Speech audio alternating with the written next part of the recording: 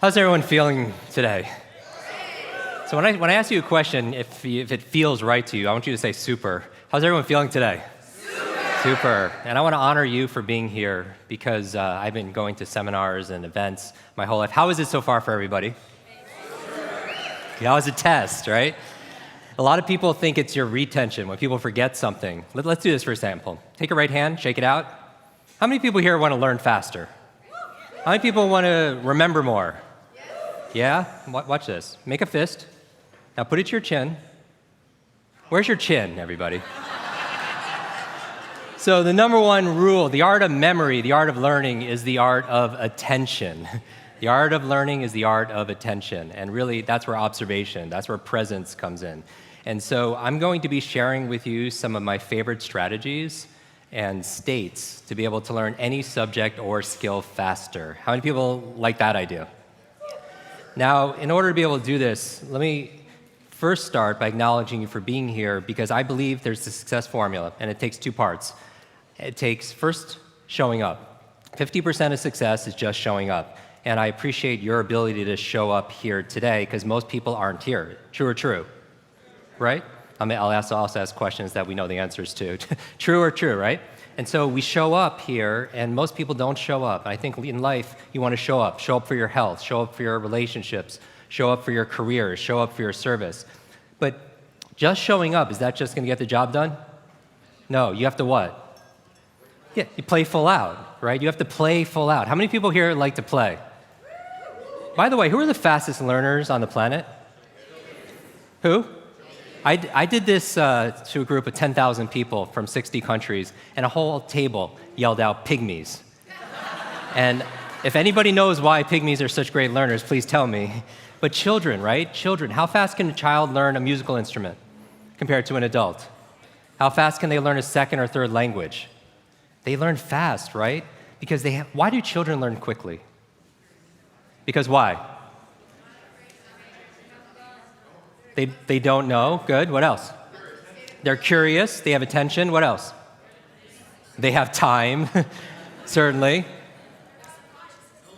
No limits. They don't have the learned helplessness. Very good. They're not thinking about the mortgage payment. Focus, right? I mean, they're curious, and they play a lot. Remember as a kid, you went to your friends, and you were like, you want to come out and play? Do you want to play? But later on, we got rid of the word play, and we started saying, let's hang out, right? And then all of a sudden, there's a difference, right? And the curiosity is important also. There's a Rumi quote from the poet said, trade your cleverness for bewilderment. Isn't that a great word, bewilderment? When's the last time you were in that state? We're talking about genius states and superhero states. When's the last time you were in that state of bewilderment? I mean, so who's in control of your state, by the way? Who's in control of how you feel? What's this, when we're defining a state, how would you define a state? What does it mean? It's like your mood. What else? This is where the active part comes in here. It's your emotions, like a snapshot of your mind and your body, how you feel. Here's the key. Do this. Information, do this, put your hands out. Information combined with emotion becomes a long-term memory. Long-term memory. How many people know this? How many people you hear a song and it'll take you back to when you were a child? Raise your hand. How many people it's not a song, but maybe it's a fragrance or a food that will take you back decades? Because information combined with emotion became a long-term memory, right? Because we're not logical, we're what? We don't do things logically all the time. We do things what? Emotionally, right? Because we're not logical, we're biological. We're not logical, we're biological. And so what I want to talk about is how to unlock what we call your super brain. I'm going to talk about the states, these emotional states where the best of you shows up automatically, where you don't have those limits. Now, in my breakout, I'm going to talk about the strategies, how to read faster, how to remember names, step by step, how to learn another language. Those are the strategies. But you always start with state. Everyone wants to write this down. All learning is state dependent. All learning is state dependent. That the emotional state that you feel when you're learning something gets anchored to the learning. Does that make sense? By the way, what was the state that you felt back in school? Primarily, how did you mostly feel in class? Bored, and the other half of the class is like confused, right? Now, on a scale of 0 to 10, What's boredom? On a scale of 0 to 10. 0. Anything times 0 becomes what?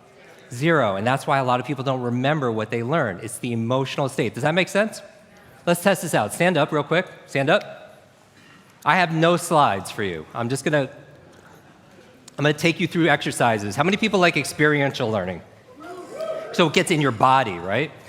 So what we're going to do here is we're going to play some games. We already said that children are the fastest learners, right? Children are the fastest learners. How many people here feel like you want to learn more in less time? Raise your hand. Raise your hand if you have books on your shelf you haven't read. More than one. And it becomes, like Lisa Nichols talked about, it becomes shelf help, not self-help, right? How many people here get more than 10 emails a day? How many people came here today like to have a better memory? How many people forgot why you came here today? Have you ever done that? Walk into a room of your own home and just forgot why you're there? Anyone feel like senior moments are coming a little bit early? Like you're in the shower and you can't remember if you shampooed your hair. And you end up doing it twice, right? Or you misplace things. How many people here know somebody, maybe personally, who misplaces things all the time? The remote control, the Apple remote, their phone. Have you ever found yourself calling your own phone, hoping you kept it on? Or maybe you lose something like your car keys, or not something larger like your car. You ever see the people out in the malls and they're using their car alarm trying to figure out where they parked their car? And what about names? How many people here, honestly, you have trouble remembering people's names? How many people have forgot the name of somebody in this room? Right? And so let's start with my name. Hopefully you remember it. My name is Jim Kwik with Kwik Learning, and I help people to learn quickly. The question I always get is about my last name. My last name really is Kwik. I didn't change it to do what I do. With a name like Kwik, you could say my life and my destiny was pretty much planned out. I had to be a runner back in school, which is a lot of pressure when it says Kwik right on your shirt. I have to be very careful when I'm driving because the worst name to have on your driver's license when you get pulled over for speeding is the name Kwik, right? Because you're not going to talk your way out of that speeding ticket. And I get to do my mission, my dharma, which is helping people to learn faster. I think if there's any skill to be able to master in the 21st century, something that's going to give you a real tangible advantage, it's your ability to learn quickly. And only because it's a sign of the times, because digital overload, digital distraction, so many things vying for our attention. How do you get things done? But when I talk about speed, I don't talk about I'm not talking about frantic speed. You could actually learn faster and actually have an ease, a confidence, a peace of mind. How many people would like to have that? Be able to succeed, but also have this level of harmony inside of yourself, this clarity of thought. And it's the idea, how many people here read 7 Habits of Highly Effective People by Dr. Stephen Covey? What's the 7th habit? Sharpen the saw. Very good. Sharpen the saw. The metaphor here is if you have all this wood to cut and you have a saw with a dull blade, when do you want to sharpen it? Before you start cutting the wood, right? Because a lot of people are going to work a lot harder if you have a dull blade, and they have to sweat and perspire and work 3 or 4 times harder when they could have sharpened their saw. And so learning how to learn, like Vishen was talking about, that's you sharpening the saw. Because anything that comes afterwards is going to be easier, right? And so if that person's not working harder, they're working what? Smarter. And one of the best ways to work smarter is accessing your genius states. So I'm going to test this out. We said that children are the fastest learners, right? That they have this curiosity and they play all the time. Let's see how many people here, raise your hand if you're willing to play. Now, it's been shown in science, the research, by playing more actually creates neurogenesis and neuroplasticity. What's neurogenesis? New growth, new brain cells. How many people like the idea of creating more new brain cells? What about neuroplasticity? What does that mean? More connections.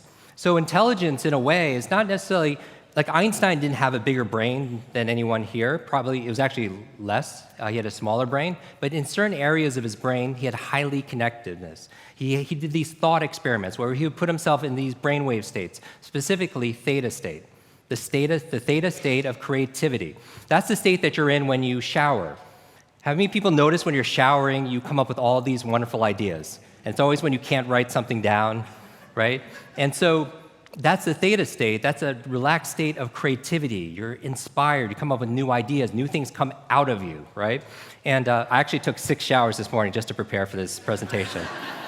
So it puts you in creative state. And so he had more connections in certain areas. And so you could promote that by playing more. And so what I'm going to ask you to do right now is I'm going to ask you to find 2 people in the room you do not know, pair up in threes, go. Find 2 people you do not know, pair up in threes. So we're going to go through a quick exercise, and basically what I want to do is we're going to talk about superheroes a lot. I grew up with learning challenges. Some of you know I had a brain injury when I was 5 years old, a head injury that left me with certain disabilities. Teachers would have to repeat themselves 3, 4, 5, 6 times, and then eventually I would just pretend I understood, but I didn't, most of the time did not understand. I had very bad focus issues. I had very bad memory. It took me an extra 3.5 years just to learn how to read. And I learned how to read by reading comic books, actually. Late at night, something about, any comic book fans here? Or superhero fans, geeks? Something about looking at the superheroes and good versus evil and the illustrations, the idea that one person can make a difference. How many people believe one person can make a difference, right? That they provide hope and they provide real help. And when I look here, I look at a room full of superheroes. Because I said, in the beginning, it's just showing up and then playing full out. And so what does a superhero do? What's the defining characteristics of a superhero? They have superpowers, right? And how many people have found their unique ability, their superpower? You're discovering it, right? Your unique talent, your unique strength, something that's unique to you. But then just having a superpower, does that make you a superhero? You have to use that power for what? For good, for some kind of purpose on top of that, right? And so I love sharing space and time with modern day superheroes. But there are also some modern day supervillains, right? These ideas of these phenomena of like digital overload. How many people feel like when you're learning something, it feels like you're taking a sip of water out of a fire hose? Raise your hand, right? And not just that, it has an effect on our health also, right? They call it information fatigue syndrome. Information fatigue syndrome, because everything is a syndrome, right? So higher blood pressure, compression of leisure time, more sleeplessness, or even if you have a little bit of free time, you can't even enjoy it because your mind's still multitasking. And also, not just the supervillain of digital overload, but digital distraction. How many people feel like your mind is so distracted and you can't focus on just one thing anymore? Raise your hand. And this is a challenge. That takes away from your ability to be present, your ability to be able to get things done, your ability to be able to be profitable. And I don't just mean financially profitable. That's obvious, right? We live in an age where it's not your muscle power, it's more your mind power. It's not your brute strength, it's your brain strength, right? And so the faster you can learn, certainly the faster you can earn, but not just financially, in all the areas of your life, all the treasures of your life, your health, your relationships, your career. So what we're going to do is this exercise of play, and then we're going to start with this state, this childhood state of curiosity and wonder. And you're going to meet your individuals, the people your new friends. And I want you to decide right now, who's Batman, who's Superman, and who's Wonder Woman. Go. So who's Batman, who's okay, Batman, raise your hand. All the Batmans, raise your hand. Very good. What about Superman? Raise your hand. And where are Wonder Women? There you go. Remember, information combined with emotion becomes a long-term memory, right? And by the way, who's in charge of your emotional states? I am? Who's in control? You are, right? I remember recently I got to introduce 2 of my modern-day superheroes. It was Richard Branson and Stan Lee. Like, who's not Stanley, but Stan Lee? Who's Stan Lee? Yeah, the co-creator of Spider-Man and X-Men and Avengers and Fantastic Four. And we're going to dinner. I remember asking Stan, I was like, I have to know, you've created all these incredible superheroes. Who's your favorite? And he looks at me without a blink. He's like, Iron Man. I'm like, that's awesome. And then he's like, Jim, who's your favorite superhero? And he had this Spider-Man tie, so I was like, Spider-Man. And without a pause, he says, with great power comes... And how do we all know that, right? It's like in our DNA, right? So we're going on this superheroes journey together here at A-Fest, and I'm thinking about it. I'm like, and I grew up with these challenges, and I had, dyslexia, and I flip things around in my mind, and part of my issues growing up. And I flipped it in my mind. I was like, with great power comes great responsibility. When you're in a position of power, you have great responsibility to wield that power well. And the opposite is also true. With great responsibility comes great power, right? When you take responsibility for something, you have great power to what? To change things, to transform things, to make things better. And a lot of times, how many entrepreneurs are in the room? Raise your hand. Wow, 80% of the room. A lot of times, based on your values, entrepreneurs value things like freedom. They want to be able to do what they want, when they want, whenever they want, wherever they want. Raise your hand if that's you. And sometimes it's hard, as entrepreneurs, to get yourself to do the things that you need to do. How many people also resonate with that you procrastinate? Like, why would you why would you delay things that are important that will help you to reach your goals? And you wonder why that is. I would introduce to you, going back to state and strategy, that those two components is probably 80% of it. Because most people who procrastinate they're in a state of procrastination. That's the feeling, right? Or they have a poor strategy for executing things, getting things done. And you're like, Jim, where's this exercise? Why am I standing the whole time? Does your physiology affect your psychology? Yes or yes? Because one of the best ways of changing your state is by moving your body, right? Because as your body moves, your brain grooves. As your body moves, your brain grooves. You create more neurogenesis, neuroplasticity. Actually, you know what supports it? Novelty. What helps you make more of these connections is novelty and nutrition, just like your body, right? You want to build a physical muscle, you give it what? You work it out, you give it exercise, you give it stimulus, novelty, and then you feed that muscle with nutrition. Same thing with your mental muscles. And so what I want to introduce to you is ways of getting into these states and then strategies in the breakout that help you to specifically build these mental muscles. So you have more mental strength. Just like physically, you want to be stronger, you want to be faster, you want to be more agile. You could be that mentally also. Stronger, more agile, more focused also. So what we're going to do here is talking about states. What are the highest level states? Peace. Very good. What else? Love. What else? Gratitude. What else? Joy, compassion. So what I want to do, let's pick one of them. Remember we said that when it comes to learning things and getting it into your nervous system, information is not enough because we all know what to do. Common sense, right? We all know, for the most part, how many people know what they should do to make things better, but there's indiscrepancy, but like in terms of not getting things done, right? And so what I'd like to offer you is common sense is not often common practice. Right? So how do we get aligned with this? So let's talk about joy and introducing more joy in the room and throughout the entire event. How do you spread joy? If you wanted to spread joy right now in this room, what would your strategy be? What's one thing you could do? Be joyful. What else? Okay, massage somebody. What else? Hugs, good. Kisses, right? High fives, right? Good. So what I want you to do now is I want Wonder Woman to be in charge, okay? Wonder Woman, raise your hand, Wonder Woman. You are the CEO of the group. You are the CEO of the group. And what we're going to do is you're going to tell and you delegate to Superman and Batman how to spread joy around the room, and they're going to do it for 30 seconds, all right? We're going to put a countdown timer on here. Ready? Go. Information combined with emotion becomes a long-term memory, right? The state that you learn something and the mood and the feelings that you learn something in gets attached to what you want to learn.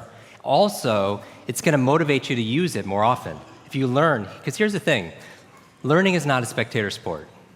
Learning is not a spectator sport. I'm going to give you 6 keys to learn anything faster. You can write these down. I want you to remember, be fast. Be fast. 6 keys to learn any subject or skill faster. Now, I want you to think about, if you could learn any subject or skill faster, what would it be? Outside of learning how to learn, because that's kind of that's what, after learning how to learn, what subject? What are you interested in? Say it out loud. Languages, very good. What else? Computer science, good. What else? Good. I mean, so whether it's martial arts or it's Mandarin, whether it's music or marketing, there are subjects that we're interested in, right? And we live in this expert economy, and we want to be knowledgeable about things, because knowledge is not only power, knowledge is profit, right? And so how do you access those things? So I want you to remember, be fast, and just 6 quick tips on how to just sensitize you. Now, every single one of these things you're going to understand because you're studied. And me, as your super brain coach, if you will, I want to be your personal trainer for your brain. for your mind. I want to make it faster, sharper. And not everything I'm going to say is going to be something that's brand new. But if I maybe say it in a different way and you control your state, because going back to Stan, when I said responsibility, with great responsibility comes great power. The most important thing to be responsible for is how you feel. Does that make sense? And who controls how you feel? How many people are feeling pretty good right now? Yeah, and notice that these kind of things, you know why? Metaphorically, I look at you more like a thermostat than a thermometer. Is there a difference between a thermometer and thermostat? Yes or yes? A thermometer does what? What does a thermometer do? What's the function? Yeah, it takes the temp. It reflects and it reacts to the environment. Is that true? It just reacts to the environment. And we are sometimes, we're thermometers. We react to the weather, if we're honest, the economy, to politics. We react to how people treat us sometimes. But is there a gap between how someone stimulates us and how we respond? Do we have choice? Yes or yes? The difference between a thermometer and a thermostat, though, is a thermometer reacts to the environment. What does the thermostat do, though? Yeah, it regulates, right? It helps manage. It sets a standard or a vision or a goal, and then what happens to the environment? It raises to be able to do that. Is there a difference? Yes or yes? And so that's where we're going back to responsibility. When we're talking about being responsible, the ability to be able to respond is how you feel about things and also how you focus on things. So the B in Be Fast stands for believe. Because if you believe you can or believe you can't, either way, what? You're right. Who said that? Henry Ford said that, right? If you believe you can or believe you can't, either way, you're right. Let me show you what a belief is. Stand up real quick. Stand up. You're like, oh, you're one of those teachers. I'm telling you, it's in your body. You have so much intelligence in your body right now. I'll prove it to you. Jump up and down a little bit, and make a little space from the person next to you if you can. So if you went like this, you're ideally not going to take anyone's eye out or anything like that. Okay. Now, stop bouncing. I love the energy, though. Notice where your feet are. I want you to keep your feet stationary the entire time. And what I want you to do is with your right hand, just point forward with your right hand. Your other right hand, sir. Sorry. I know. All right, forward with your right hand. And what I want you to do is without moving your feet, just turn to your right, clockwise, as far as you could go, and notice where you're pointing as you take your neighbor's eye out. Notice how far you could go. Notice where you're pointing. Notice the exact spot. Come back center. Now put your arms down. Now I'm going to take you through a really quick visualization exercise. So take a deep breath. Exhale and close your eyes. Put your arms by your side, out of your pockets, by your side, and breathe normally. And with your eyes closed, we're going to play a game. I want you just imagine that you're raising your arm again, but this time imagine you're turning twice as far, 2 times as far. Like you're getting a good stretch. It's pleasant. Feel that in your body. And if you can't imagine it, just imagine that you're imagining it. And then again, raise your arm, point forward. And this time, no, with your eyes closed, just imagine. Just imagine, just in your mind, see and feel yourself turning 3 times as far. Just feel it in your body with your arms by your side. Just imagine turning around 3 times. And then one more time with a smile on your face, thinking, what does this have to do with learning faster? See and feel yourself turning 4 times around in your body. See and feel yourself turning 4 times around like you're Gumby, like you're made out of rubber. Great, great stretch. All right, open your eyes. Now, raise your arm again, point forward with your right hand. And now turn to your right now, as far as you can now go. Wow. Raise your hand or make some noise if you went further a second time. Have a seat. Now, some of you went further. Some of you went 25% further. Some of you went 50% further. Yes? Raise your hand if you went further a second time. Now, here's the magic question, right? That you know I'm going to ask you, even before I ask it. Were you physically capable of turning that far the first time? Yes. Like nobody took a yoga class when my eyes were closed, right? You're physically capable of it. Where was the block or the limitation, if there was one? Where was it? In your mind, right? In your mind. And you're like, Jim, I didn't have a belief on how far I could turn. How many beliefs do you think we have? Millions and zillions of beliefs, right? Because here's what you want to write down. All behavior is belief-driven. All behavior is belief what? Some of you went 25, 50% further with no anything. Remember Vishen was talking about how it's not working hard, but it's when you're in a certain state of mind, you could just go further and it's effortless. How many people have experienced this state of flow before? That state of flow where you lose track of time, where your attention is right there and you're in the moment. And the level of challenge is really matching your level of capabilities, and you're stretching yourself and you're in that zone, right? Like that athletes talk about, that Stephen Kotler talks about in The Rise of Superman and Stealing Fire and so on. How many people are familiar with Steve's work, by the way? I'm just curious as context. Okay, so how do you get into those states? One of the ways is just believing that you can. Because if you believe you can or believe you can, either way you're right, because all behavior is belief-driven. Some of you went 25, 50% or more. What if you could go 25, 50% more in your business? That effortless. What if you could go 25, 50% even more in your body or in your relationship? Did you work harder the second time? When you turned the second time, yes or no? No, because it's a state, right? So behavior, so belief. Let me give you an example. I'm going to play this game with you. We're going to do this together collectively. I need some mic runners here, please. There's a couple mic runners. How many people here talking about memory? Because memory, forgetting is a state. When it comes to learning, let me give you a distinction here. A lot of people say, oh, I have a bad memory, right? They always think, I have memory, or I have focus, or I don't have focus, or I have creativity, I don't have creativity. I want you to scrap that. Creativity is not something you have, it's something you do. Focus is not something you have, focus is something you do. Energy is not something you have or don't have, it's something you do. Memory is not something you have, it's something you do. And what's the benefit of turning it into a do as opposed to something you have? What's the benefit? You have control over it because you could put it into a process. It becomes a strategy because there's a strategy for reading faster. There's a strategy for remembering names. There's a strategy for having focus.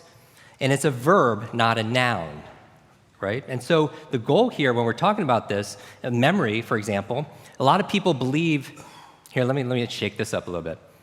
There's no such thing as a good or bad memory. There is no such thing as a good or bad memory. There's just a trained memory and an untrained memory. Does that make sense? Now, here's the thing. I grew up with these learning challenges. I had all these difficulties all through school, all through elementary, middle school, junior high, high school. I had all of these challenges. At the age of 9, I remember a teacher looking at me thinking I wasn't either smart enough to understand what she was saying or wasn't paying attention. She was talking to another adult, and she said, "That's the boy with the broken brain." And I was like, at 9 years old, right? And so those kind of identity issues, those beliefs, does that make a difference? Yes, right? And a lot of people believe that they can't do certain things. They can just never remember names. So I could teach them a strategy, but if the belief is not changed, what happens? It's not, because it becomes self-fulfilling. I remember running a marathon, and preparing for it, I read a chapter of one of the books, and it was on the psychology of running a marathon, right? The mental part. And it said this verbatim, word for word, because I'm a memory expert. It said, your brain is like a supercomputer, and your self-talk is a program it will run. So if you tell yourself you're not good at remembering names, you will not remember the name of the next person you meet because you programmed your supercomputer not to. Isn't that interesting? What I always tell people is this: you have to monitor your self-talk. Monitor your self-talk. If you go around tell people, oh, I have a horrible memory, I'm not smart enough, I'm getting too old, fill in the blank. First of all, if you fight for your limitations, you get to keep them. Does that make sense? A lot of people are like, oh, I'm so forgetful, I'm so busy, which that whole busyness really bothers me. Like where people, how are you doing? I'm just so crazy, so stressed, so busy. It becomes like a badge of honor that people wear all the time. And then what do you start reinforcing? Being busy, right? But here, going back to this, your self-talk is the program that will run, so you want to be mindful, right? And stand guard to your mind, because your mind is always eavesdropping on your self-talk. Your mind is always eavesdropping on your self-talk. And so going back to this, I want to play this little game, because how many people here, your memory's not quite as good as it used to be? Raise your hand, honestly. Now, how many people here, let's take numbers. How many phone numbers did you used to know growing up? How many phone numbers? Shout it out. How many phone numbers when you were younger? All of them, right? Pretty much. How many phone numbers do you know right now? One, two, right? And so how many people here have a number you call all the time, but honestly, if you don't have your phone on or with you or the battery's dead, you honestly do not know that number. You call it every single day almost, or text it or whatever. And so the challenge here is this. The two supervillains that we're talking about, it's digital overload. Too much information, too little time. The amount of information is doubling at dizzying speed, but how we learn it, how we remember it, has that changed at all? If anything, there's been a decline. The amount of information is doubling like this. Your learning abilities, in terms of your reading, memory, everything's flatline. That gap creates the stress that you feel on an ongoing basis, right? How do you catch up? How do you keep up? How do you get ahead, underneath that velocity, right, and that acceleration? The other thing that I talk about supervillains, not just digital overload, because we're going to talk about that in the breakout, is digital distraction. Digital distraction, right? How many people, I'll tell you the worst habit, because I'm going to talk about this later. The worst habit, and you're going to hate me for saying this, the first hour of the day is touching your phone. It's the worst thing you could do. The absolute worst. How many people are guilty of doing this, though? Right? Because you have that addiction to it. And I'll tell you the reason why you don't want to do it. I'll give you two reasons, because I don't want to talk strategy too much. I'm going to talk about it more tomorrow. The strategy, the reason why you don't do it is when you wake up, talking about brainwave states, we're talking about superhero states, your brain cycles through different brainwaves. Beta is when you're most awake. You're in beta, most of you right now. Delta is when you're asleep. Hopefully nobody's in delta right now. Theta is right above delta. That's the state of creativity we talked about, like when you're in the shower, right? You're so relaxed, almost in and out of sleep. And then you're so creative, right? You're very inspired. In between theta and beta, when you're most awake, is a state called alpha. How many people are familiar with alpha states? All right, it's a state you go in when you meditate. States you go into when you do deep breathing. States you're also in when you watch television. How many people have ever seen somebody watching television, you're trying to talk to them, but they're watching their favorite show, their sports, or whatever it is, or maybe you're guilty of it too, and honestly, that person is not hearing you. You know that? You're talking to them, but they're so in trance, right? Television programming, it's programming them. They're in such trance, they're in an alpha state. And the alpha state is where your conscious mind is set aside and you're not filtering. It's information is coming in. Alpha state is a great state to learn in, though. Great state to learn facts. Great state to be able to learn foreign languages, also. Great states to learn information like giving presentations and scripts. One of the ways we work with actors, putting them to an alpha state, so they're in this relaxed state of awareness where their conscious mind is set aside and information is just flowing in, like television. And you could control those states because you have a responsibility once you learn the strategies behind it. And so when we're coming back to memory, I want to play this quick game. Actually, I'll give you a third villain. We talked about the first villain, supervillain. We're talking about superheroes. You're a superhero. The supervillains that are taken away from your joy, your productivity, your peace of mind. Digital overwhelm, digital distraction. I'll add a third one I wasn't going to say. Digital dementia. Digital dementia. And this is a real medical term right now. This is the idea that we're outsourcing our brains to our smart devices. We're so reliant on our smartphones that our smartphones are making us stupid. Does that make sense? It's convenient. I don't want to memorize 500 phone numbers, right? Nobody wants to do that. But we've lost the ability to memorize one. Like if I give you a 7-digit number now, how difficult? Would you find that kind of difficult to memorize, like a phone number that you used to do years ago? Yes or yes? Because if I take my arm, I put it into a sling for 6 months, does it stay the same? Would it even grow stronger? It would what? It would atrophy and grow weaker. Same thing with your mental muscles. If you're relying on your phone to keep your schedules, your to-dos, I went out to dinner with 10 people recently. There was 10 of us. And 3 people at the end pulled out their phones to divide the bill by 10, right? And we've lost that ability to use we've lost the ability to be able to do certain things. And so that's where digital dementia is. I was talking to Dr. Daniel Amen, who wrote Change Your Brain, Change Your Life, right? Raised $40 million on public broadcast. He was saying, yeah, digital dementia. Here, I got something for you, Jim. He's like, GPS, relying on GPS, a third-party piece of technology to tell you when and where to turn, when you would normally know that or not know it, is actually people aren't going to the doctors to get checked out when they would have memory lapses if they didn't see that on GPS. Like if they didn't have the GPS, they would have memory lapses and they would go get checked out, and we're not getting that early detection on it just because of that. So how do you keep your brain active? So smart devices could be extremely convenient, but they could be crippling also. So it could be a balance. Yes or yes? All right, so we lost the ability to memorize a number, but I want to try to memorize a group number together today. Let's try to do it. Let's try to reawaken that memory. And everything I talk about, everyone asks like, oh, I have such a horrible memory. Can you improve my memory? When somebody says, I want a better memory, can you help me with my memory? For me, it's equivalent as a memory coach, somebody saying, oh, I just wish I was better at sports, right? I want to know what sport specifically so that I can apply it, because there's different memory techniques for remembering names or languages or giving speeches without notes or facts, figures, numbers. But let's talk about numbers, because this will be a great mental exercise. Let's go around and just raise your hand, and let's give a group number, one number we create together as a group for all of us to try to memorize. And notice what I want you to do is, I believe one of the most important things to be able to get good at is self-awareness. I ultimately think the expert is not the person on stage. Who's the expert?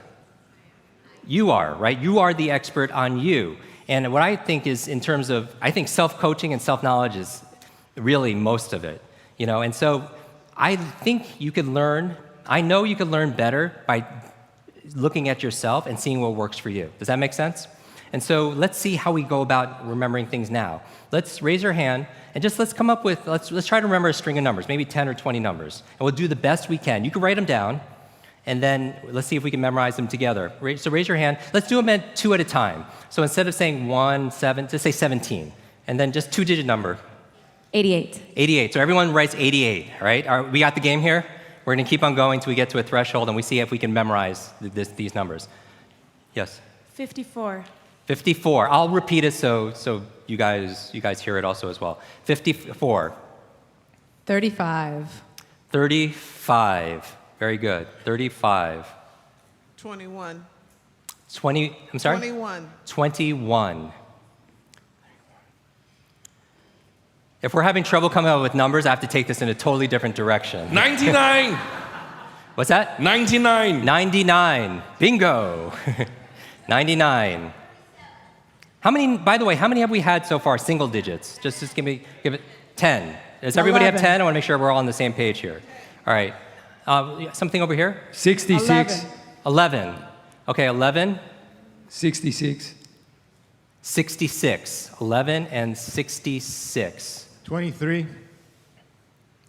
Raise your hand so 23. I can see. 23. Number 23. Okay. Quick. 13. I'm sorry? 13. 13. How many? It's a lot of numbers, right? 77. Hold on 1 second. So it's 13. Let's count 13 after that also as well. What's that? 77. 77. How many numbers is that, by the way? 20? Are we doing pretty good? How many do you remember so far, do you think? Let's do a few more. Let's do a few more for the heck of it. Go ahead. I'm sorry? 38 or 39? Let's go with 39. 39. And before that was 77, is that true? Yes. Very good, we're on the same page. 39. Let's do a couple more. Yeah, here? 42. 42, good, 42. Let's do three more. 06. 06. Got 2 more, quick. 13. 13. Did we do 13 already? That's okay, let's do it again. 13 is great. And then last one? 42. Again, 42. Very creative. Okay. Now, I want you to do this. Close your eyes and just write down as many as you remember right now. The last one was 42, right? I mean, don't close your eyes. Close your paper and then just write down as many as you remember. In order, yes, definitely in order. That's the only way it kind of works. All right, let me try to do it, okay? Let me try to do it with you, and you guys could check, all right? And I'll look here so you know nothing is being broadcast here, all right? I'm gonna do single digits, all right? I need some energy here. Okay. 8, 8, 5, 4. How are we doing so far? 3, 5, 2, 1. Yes? 9, 9, 1, 1, 6, 6, 2, 3, 1, 3, 7, 7. How am I doing? Good. 3, 9, 4, 2, 0, 6. Is that good so far? 1, 3, 4, 2. Now, I don't do this to impress you. I do this more to express to you what's possible. Because like this exercise that we did when we turned like this, let me give you an example. What did Roger Bannister do in 1954? The 4-minute mile. Throughout human history, nobody could run a mile in less than 4 minutes. Why? They didn't believe that they could. In fact, what was the belief back then? It was impossible. You would die. Your heart would, the human heart was not capable of running a sub 4-minute mile. It would explode in your chest. Now that was the belief. Would that keep you from running a 4-minute mile? Like I'm a runner, that would keep me from running, period, right? And so it's interesting, how he actually was able to do it is he actually visualized himself crossing the finish line and seeing it says 3:59. Because he knows what you know as superheroes and he's doing these thought experiments, that success is an inside-out game, right? That in order to take the invisible and make it visible, just like a thermostat, right? You visualize things here, and then you make it out here. He knew it had to happen here first, because all behavior is belief-driven. Now, that wasn't the interesting thing to me. Just like when you did the turning exercise, that's what he did, equivalent. The interesting thing is what happened in the next couple years. Nobody could do it for thousands of years. One person does it. What happens? Yeah, dozens of people started breaking the 4-minute mile. Now, in that year, was there big advancements in shoe technology and nutrition and training methodology? No. Where was the change? A change in belief. Like I remember when I was a child, I was at a restaurant and we had a waiter go around and take everybody's order, 20 people, busy night. Halfway through, he was taking my order. I noticed something funny, he wasn't writing it down. Have you ever had a waiter or waitress like that? And I was like, there's just no way. I was very skeptical. We're going to send stuff back. This is going to be a disaster. Well, when he came back, he got every single thing perfect. The salad dressings, the beverages, how he wanted the meal cooked, the desserts, everything perfect. Now, is that a standout skill or is that a standout skill? Yes or yes? Yes. He was like my Roger Bannister. He did something I never thought was possible and it opened up possibility inside my mind. Perceived limits, right? You don't know how far you could turn, just like what we talked about, what Vishen was talking about. And just like with this, I do this demonstration not to impress you, to express upon you what's really possible. I grew up with learning challenges, with difficulties. How about this? How many people want to see me memorize this backwards, recall it backwards? Yeah? That's how much energy I'm getting here? Let me try to get most of this list backwards, all right? No, I'm just kidding. Actually, let me try this. 2, 4, are we good? I want to make sure we're in the right thing. 3, 1, 6, 0, 2, 4. Is that good? 9, 3, 7, 7, 3, 1, 3, 2, 6, 6, 1, 1, 9, 9, 1, 2. How are we doing? 5, 3, 4, 5, 8, 8. So what if you could get in these kind of states and have strategies to be able to do the things that you need? How much more productive could you be as a coach, as an expert, as a speaker, as an entrepreneur, as a parent, as a student by having these kind of strategies? What really upset me is when I struggled my whole life with my whole childhood life until I was 18 where I hit a wall. I literally, when I became a freshman in college, I was lucky to get into, I was like, I want to make a fresh start. And I was like, I want to show my family, I want to make them proud. I want to show the world, myself, that I was good enough and smart, that I could really do this. So I worked really hard, and I did worse. And I was ready to quit school, and I was living in the library. I wasn't eating, I wasn't sleeping, I wasn't doing anything that was good for me, nothing in wild fit, all the things I should be doing to build my superhero strength. I ended up passing out in the library late night, and I fell down a flight of stairs. I hit my head again.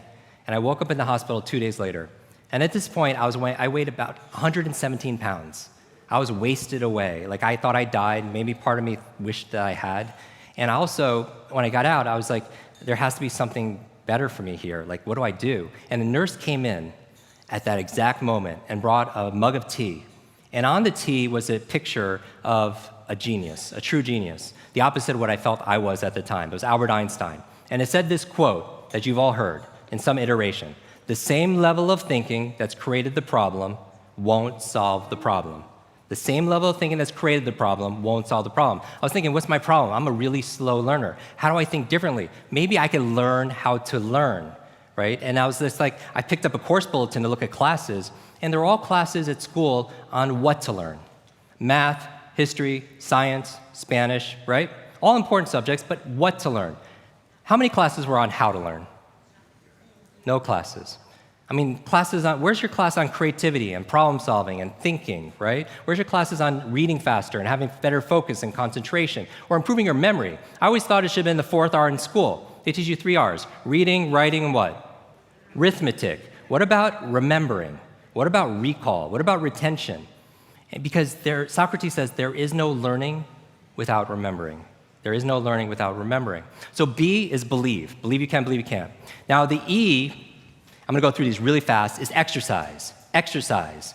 And what I mean by this is I mean physical exercise. Because your brain, the primary function of your brain is to control your movement.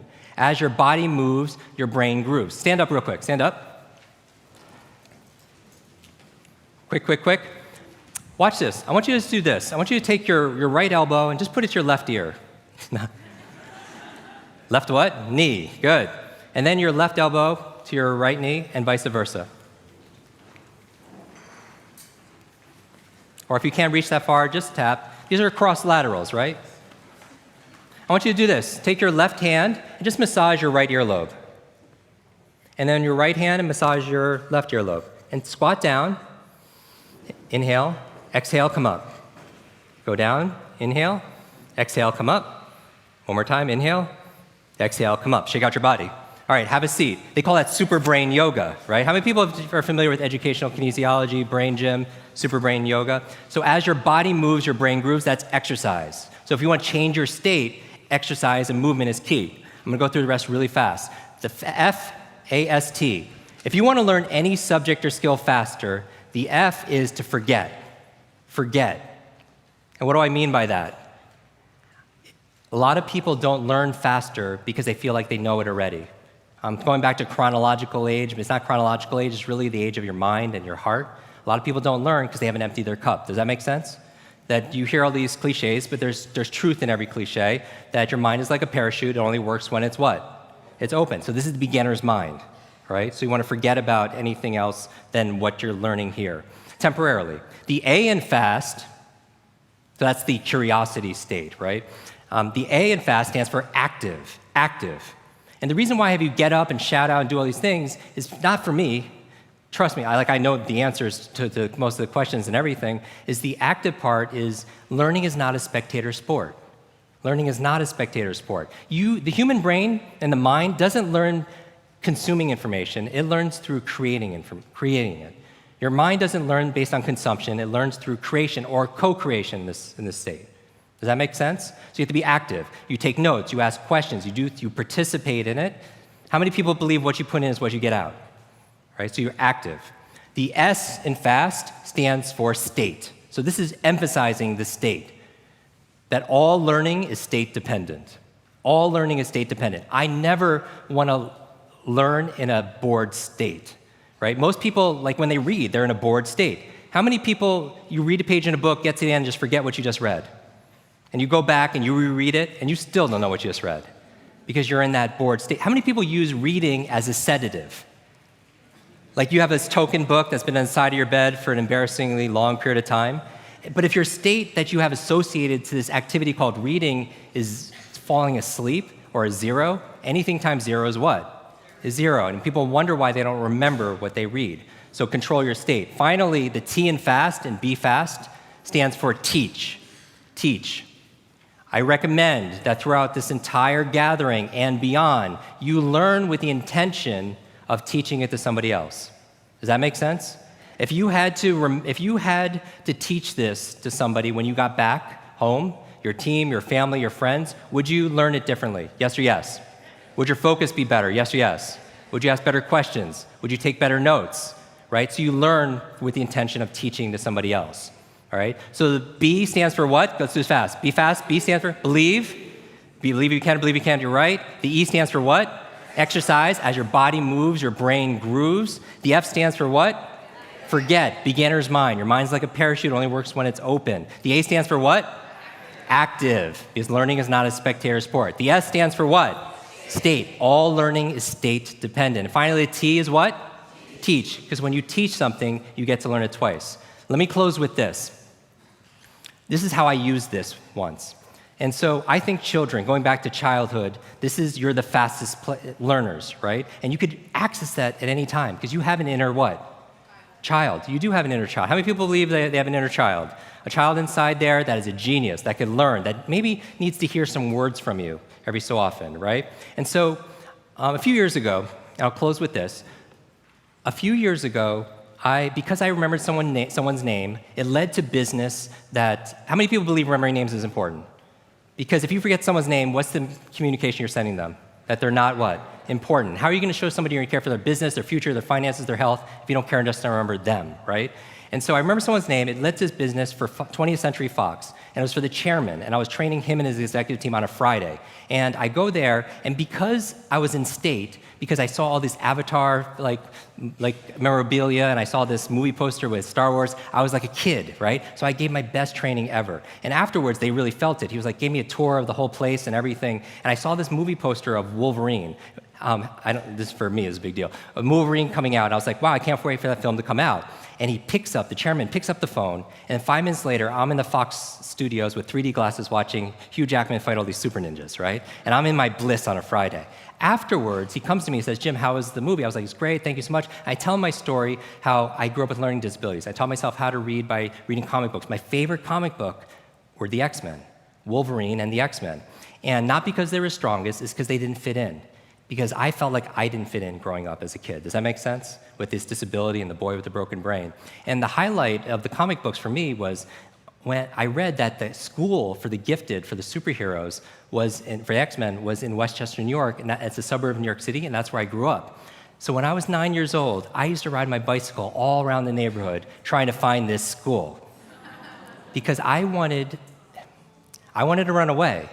I wanted to find my superpower, something that I was good at, and I want to find my super friends. Because when you're the boy with the broken brain, you don't connect with a lot of people because you don't feel like you have a lot to offer, right? So I used to do that. I'm telling him this story, the chairman, and he's like, Jim, I know you like superheroes. Do you want to go to Comic-Con? Now, how many people are familiar with Comic-Con, right? Tens of thousands of people getting together in San Diego, dress up like superheroes. I was like, when is it? He's like, today, Friday, Saturday, Sunday. Now notice my mind. I go from a 9-year-old to a 99-year-old. Because I'm like, I'm in LA, how am I going to get to San Diego on a Friday, right? There's going to be lines, there'll be traffic, I have nothing to wear, I have all these meetings in LA. And notice like the critic that comes in, right? Because sometimes we have to get out of our own way. And mentally, I just became an old person in my mind. And then I was like, and he's like, Jim, do you want to go? I'm going tomorrow. And he was like, oh, I was like, oh, you're going tomorrow, I'm going to go with you. So he picks me up Saturday morning, and instead of driving down there, we get on his plane, and I swear to you, on that plane's the entire cast of X-Men. And they're going to surprise Comic-Con, right? With their presence for the new movie that's coming out. And I spend the entire, I go on there and I see Wolverine and Patrick's, Professor X. I'm sitting between Jennifer Lawrence and Halle Berry going to Comic-Con, right? And we spend the entire day amazing. We come back, here's the lesson. We come back, and Chairman was like, how was it? I was like, the best day ever, thank you so much. He's like, Jim, I have something else for you. I don't want anything else, what can I do for you? He was like, they really loved you. How would you like to go to Montreal? They were filming the last 30 days of the new movie. And I'm like, oh, wow, I've never been on film set. I would love to do that, but what can I do for you? And he says, Jim, just do what you did with us. Just teach them how to speed read scripts, memorize their lines faster, be present and focus on set. And I was like, oh, I could totally do that. Sunday morning, we're on what they call the X-Jet, and we're going to Montreal. And I'm brain training these amazing individuals that inspired me growing up, right? And I got to see, on set, it was actually taking place at the school. And I got to see my real-life heroes come to life in front of me as a 9-year-old boy. Now, when I got home, there was a package waiting for me. I opened up. I don't know if you could put the slide on, please. I opened it up, and there's this photograph on the screen. there's a photograph of me and the entire cast of X-Men. And even better than Halle Berry and Jennifer Lawrence and everything that's on there was the note from the chairman. It said this: Jim, thank you so much for sharing your superpowers with all of us. I know you've been looking for your superhero school since you were a kid. Here's your class photo.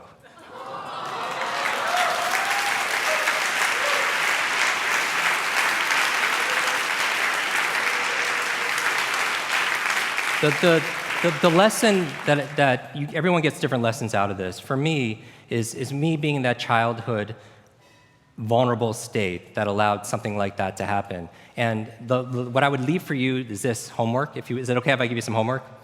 Is this movie was called Days of Future Past. It takes place in the future, and there's Armageddon. I mean, it's the most dreaded future you could ever imagine. And Professor X sends Wolverine, because Wolverine has healing abilities with his mind, sends him back in time as like the communicator to talk to his younger self. So Professor X sends Wolverine back in time to talk to the younger version of Professor X to tell him something so that way the future gets changed. Does that make sense? So my question for you is this: if you could go back to that child inside of you, that younger self, and right now tell them something that they need to hear, what would that be? If you could go back and pass on a message to your younger self, what would it be? And if you were to go in the future, 1 year, 2 years, 5 years, 10 years ahead in the future, I believe you have wisdom inside of you.